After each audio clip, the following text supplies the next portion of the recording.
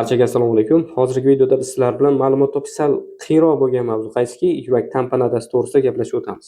Hop, dastlab mana shu mavzuga o'tishdan oldin mana bu pastdagi ikkita rasmga e'tibor berasiz. Ikkala rasmda qanaqa farqni ko'ryapmiz? Qanaqa farq bor? Ko'rdingiz, a? Endi mana shu holat, bizda ikkinchi holat bu aynan kardiak tamponit yo bo'lmasam yurak tamponadasi holati. Bunda qanaqa o'zgarish bo'lyapti? Mana ko'ryapmiz. Aynan perikard, yurakning ustki qavatida xullas suyuqlik yig'ilyapti. Suyuqlik yig'ilyapti perikard bo'shlig'ida. Perikard bo'shlig'ida. Bilamiz, perikard bo'shlig'i qayerda joylashganini. Uni hozir ko'rsatamiz. Mana bu joyda hozir ko'rib chiqamiz endi. Demak, yurakning qavatlari, birinchi qavat bu yurakning ichki qismi endokard, undan keyingisi miokard, undan keyingisi mana visceral, demak perikard deymiz buni. Va uni tashqi tomonida parietal perikard ko'ryapsiz. Visceral demak bu yurakka qaragan tomoni, yurakning tashqari tomonidagi bu parietal perikard deb atalar ekan. Va mana shuni o'rtasida ko'ryapsiz bo'shliq bor. Mana shu bo'shliq. Xo'p, bu bo'shliqda nima bo'ladi? Bu bo'shliqda mana perikardial cavity deb nomlaymiz buni. Perikardial bo'shliq 25-50 ml atrofida suyuqlik bo'ladi normal holatda. Suyuqlik. Va buning vazifasi o'sha yuragimiz qisqarayotgan, bo'shashayotgan paytda uni ishqalanishni kamaytirib berish. Umuman zararlanishni oldini olishda xullas. Mana shu vazifa. Lekin hozir biz mana ko'rayotgan jarayonimizda, aynan yurak tamponadasida mana shu suyuqlikning miqdori ko'payib ketadi. Bu bo'lishi mumkin 500 ml bo'lishi mumkin yoki 1 litr bo'lishi mumkin, 2 litr bo'lishi mumkin, holatga qarab. Qanaqa etiologiya kelib chiqyapti o'shanga qarab. Tushunarli? Hozir tushuntiramiz bu qanaqa etiologiyasi borligini ham. Xo'p, demak ko'rdik. Endi bitta aytib o'tamiz. Yurak tamponadasi bu aynan perikard bo'shlig'ida, hozir ko'rgan joyimizda suyuqlik, misol uchun qonni, eksudatni yoki yiringni to'planishi natijasida yurakni siqilib qolishi va uni diastoli paytida qon bilan to'lishiga to'sqinlik qiluvchi o'ta xavfli holat. Demak ko'ryapmiz. Bitta gap bilan tushunadigan bo'lsak, mana bu yuragimiz deb oladigan bo'lsak, tashqari tomonda suyuqlik bor. Endi bu aynan diastoli paytida yuragimiz bo'shashi kerak-da. Xuddi shunaqa bo'shashi kerak deb. Mana ko'ryapmiz, bu sal kichkinaroq, bu sal kattaroq.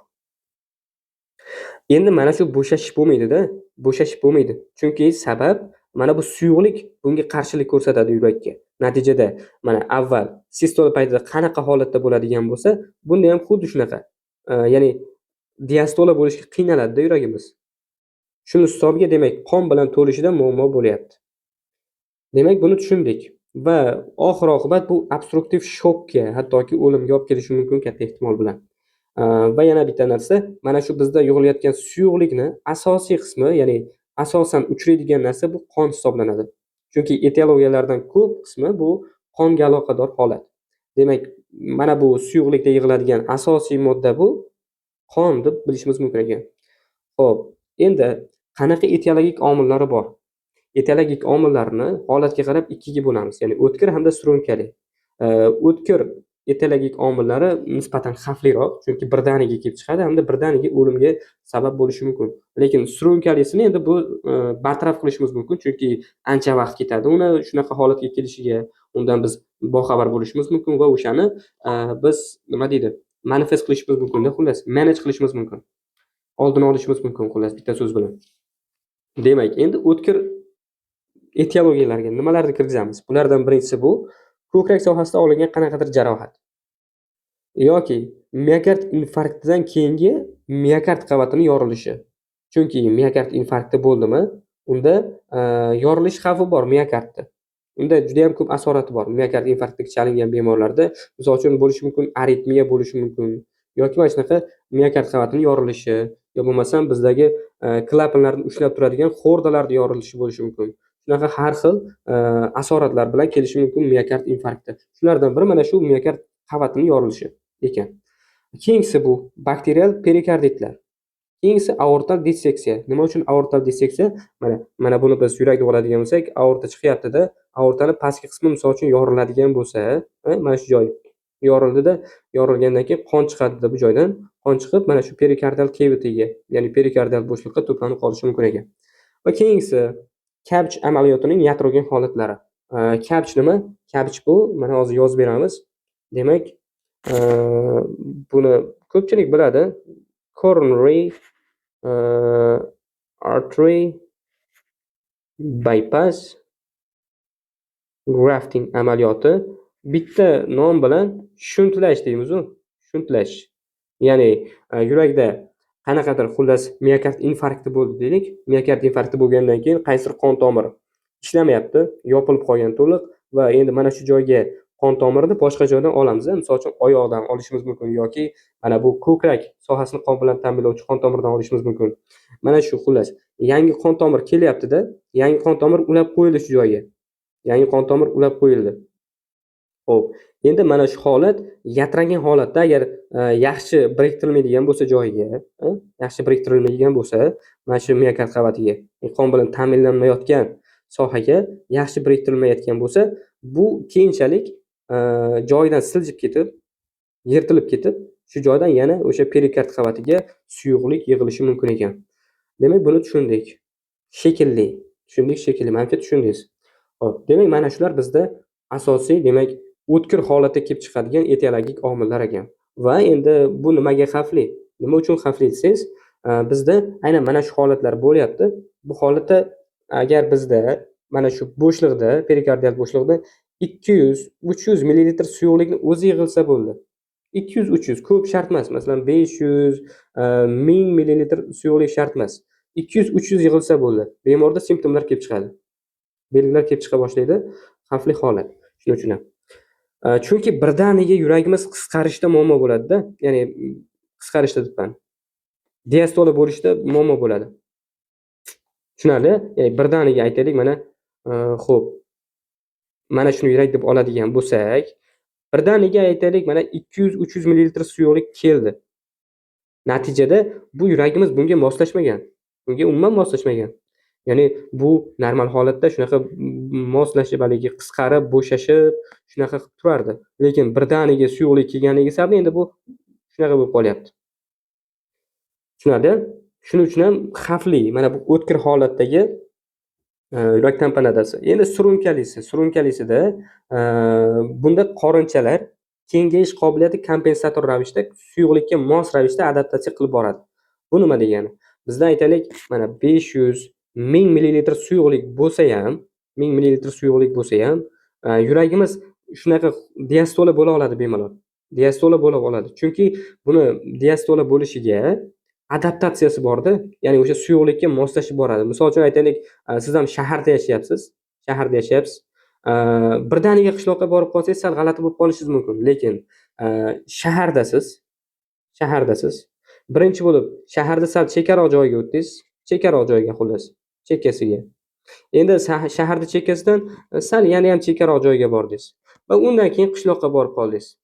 Ya'ni sharoit sekin-sekin yomonlashib boryapti. Shaharda zo'r sharoitga o'rgangansiz. Shaharda chekkaroq joyda sal endi ketib qolyapti. Misol uchun, mashina haydamay qo'yishingiz mumkin yoki qanaqadir xullas shunga o'xshash. Va shaharda chekkaroq joydan yana ham chekkaroq joyda sharoit yana ham yomonlashib boradi. Qishloqda bo'lsa yana ham bo'lishi mumkin. To'g'ri, qishloq yomon emas. Unaqa demoqchi emasman, lekin shunaqa misol qilib olyapman xolos. Misol qilib. Shunaqa, ya'ni birdaniga shaharda odam qishloqqa borib qolsa, o'zini yomon his qiladi. Buni biz o'tkirga misol qilyapmiz, o'tkir etiologik omiliga. Lekin mana bu surunkali etiologik omillar bo'ladigan bo'lsa bemorda, unda moslashga ehtiyoj bo'ladi haligi.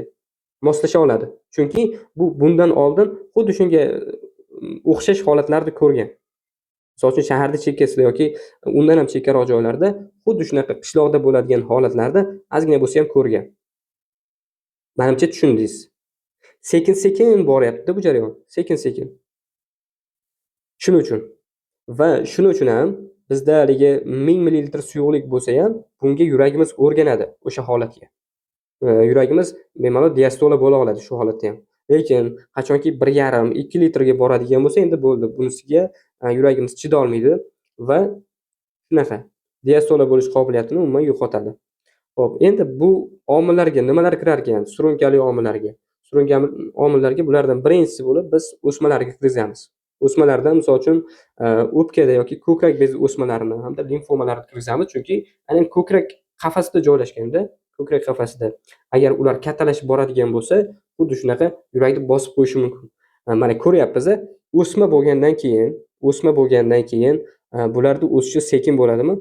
To'g'ri, tez bo'ladi deb o'ylaydi ko'pchilik shunaqa. Tez ham bo'lishi mumkin, lekin buni o'sishiga ko'p vaqt ketadi-da. Misol uchun 6 oy, 1 yil vaqt ketishi mumkin. 6 oy, 1 yil vaqt ketishi mumkin.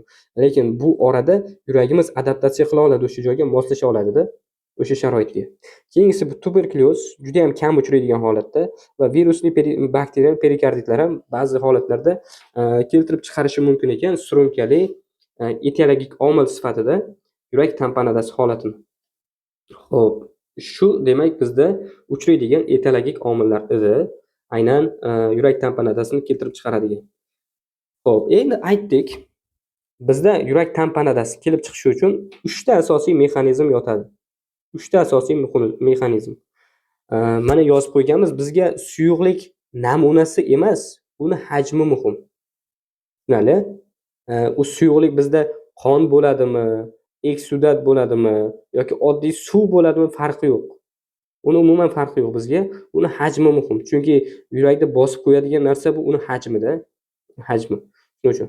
Demak, 3 ta faktor deyapmiz. Bulardan biri bo'ldi suyuqlik hajmi, suyuqlik hajmi va o'sha suyuqlikni to'lish tezligi nima uchunligini aytdik biz sizlar bilan.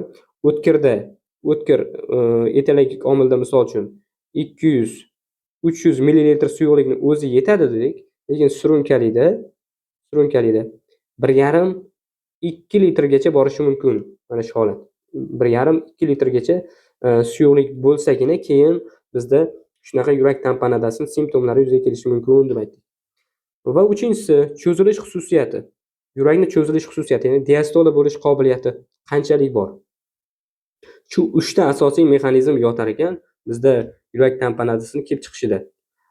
Demak, qachonki bizda hajm yuqori, tezlik baland va cho'zilish xususiyati past bo'ladigan bo'lsa, bu juda ham katta ehtimol bilan yurak tamponadasi degani.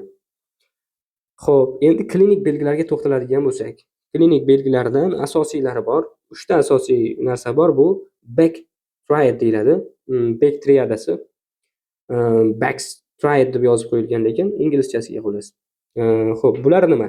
Bulardan birinchisi bu gipotenziya yoki toraygan puls bosimi. Ya'ni nima uchun shunaqa kelib chiqyapti? Chunki yuragimiz diastola bo'la olmayapti. Natijada o'zini ichida kamroq qonni yig'yapti-da. Kamroq qonni yig'gandan keyin bu endi aortaga o'tadigan bo'lsa ham, aortaga kamroq qonni haydab beradi va sirkulyatsiyaga to'liq shunaqa kam miqdorda qon borar ekan. Shuni hisobiga gipotenziya kelib chiqar ekan bizda. Keyingisi bo'yinturuq venalarida kengayish. Nima uchun bo'yinturuq venalarida kengayish bo'lyapti? Bunga ham sabab xuddi shu. Bizda faqat chap qorincha emas, o'ng qorincha ham nima bo'lmayapti, cho'zila olmayapti, diastola bo'la olmayapti. Va shuni hisobiga o'ng qorinchamiz diastola bo'la olmayotgani hisobiga o'ng qorinchaga keladigan qon hajmi kamayadi va bu qon bo'lmachalarda yig'iladi. Mana bo'lmachada, o'ng bo'lmachada yig'iladi xullas. O'ng bo'lmachada yig'ildi degani bu o'ng bo'lmachadan ham qon qaytib turib, yuqoriga hamda pastki kavak venalarida yig'iladi. Va mana shu bizga ko'rinadigan narsa bu yuqoriga kavak vena bitta tarmog'i bo'lgan bu bo'yinturuq venalari. Mana shu sohani xullas kengayganini ko'rib ketishimiz mumkin. Jugular venous distension deydi bu holatda. Mana shu holat. Va keyingisi yurak tonlarini bo'g'ishlashi va umuman yetishmasligi. Xo'p, nima tufayli yurak tonlari bo'g'ishlayapti deydigan bo'lsangiz, mana ko'ryapmiz mana buni holatni. O'zi yuragimiz normal holatda mana shunaqa bo'lishi kerak edi. Va biz shunday auskultatsiya qilib ko'rganimizda, misol uchun fonendoskop bilan mana bu apex deyishlik, misol uchun yurakning uch qismini, eng yaxshi eshitiladigan joy. Shu joyga fonendoskopni qo'yadigan bo'lsak, yurak toni eshitilmayapti. Yurak juda ham bo'g'iq bo'lib ketgan, yurak tonlari. Bunga sabab ustki tomondan suyuqlik qoplagan ustki tomondan suyuqlik bor. Suyuqlik bo'lgandan keyin u o'tkazmaydi hech qanaqa tonni. Mana shu 3 ta asosiy belgi ekan. Endi gemodinamik o'zgarishlar. Birinchisi bu pulsus paradoksus va ikkinchisi taxikardiya holati. Mana shu ikkita holat uchrar ekan, qo'shimcha ravishda gemodinamik o'zgarishlarda. Xo'p, endi instrumental diagnostikada nima qilamiz? Ya'ni tekshirish uchun. Tekshirishda biz ekokardiografiya bo'lsam Dopplerdan foydalanishimiz mumkin va plus EKG dan. Ekokardiografiyada nima aniqlanadi? Perikardiyal suyuqlik ko'riladi va o'ng bo'lmacha va qorinchalarni kollapsi, ya'ni bo'shashib ketganligi, pastki kavak venani kengayishi, ko'rdingki, yuqori ham, pastki kavak vena ham, ikkalasi ham kengayapti. Va keyingisi interventrikulyar septumni chapga siljishi. Chapga siljishi. Xo'p. Demak, bunga sabab nima? Nima uchun interventrikulyar septum chap tomonga siljiyapti? Shu savolga javob beraylik birinchi bo'lib. Xo'p, bunga sabab mana buni yurak deb olaylik, misol uchun chizay, undan ko'ra. Mana shu yurak bo'ladigan bo'lsa, mana u bizda interventrikulyar septum mana shu chap tomonga siljiyapti ekan. Mana shunaqa holatda siljiyapti. Xo'p, mana shu holatda siljiyapti. Xullas, mana o'ng qorinchamizda hajmi kattalashib ketyapti. Chap qorinchanikisi kichrayib ketyapti. Bunga sabab nima?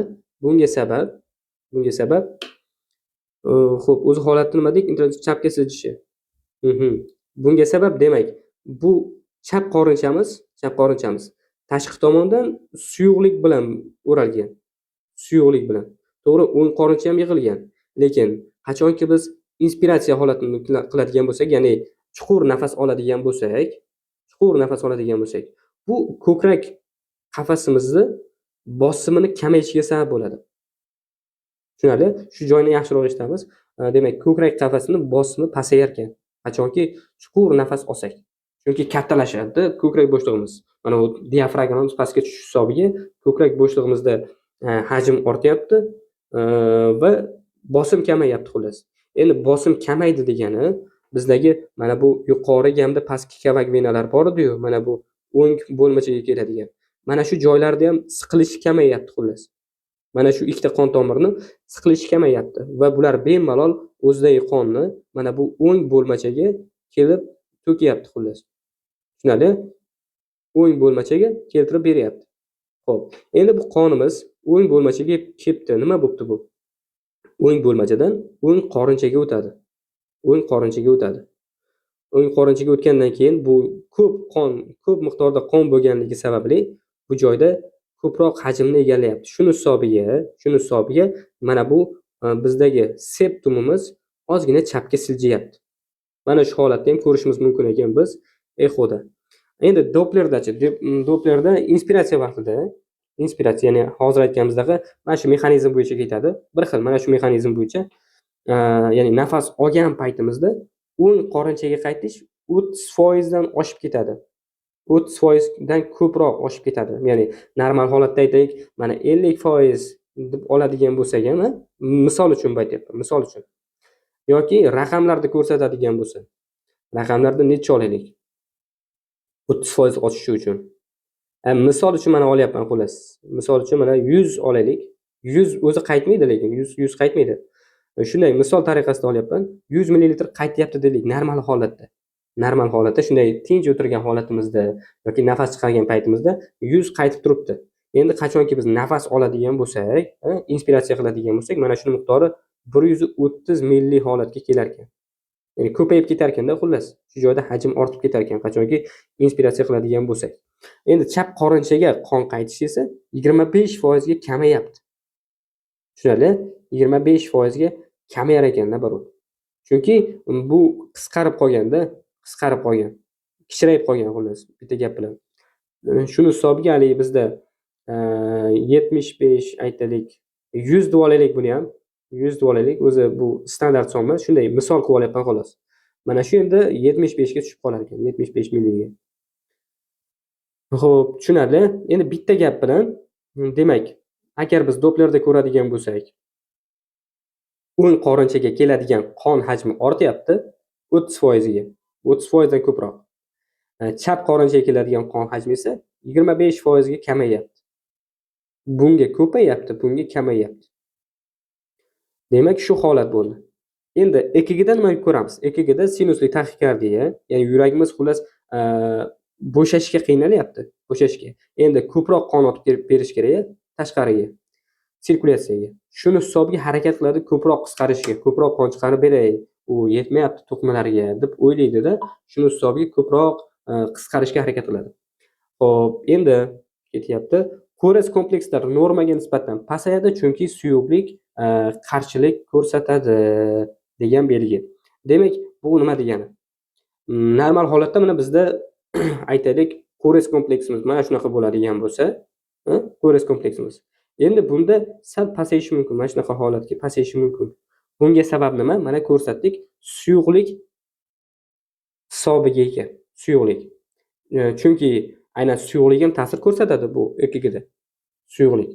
Tushunarli? Tashqi tomonda o'zi yurakda suyuqlik borligi sababli endi EKGda yaxshiroq ko'rinmayapti. Mana shu R tishchamiz nisbatan pastroq.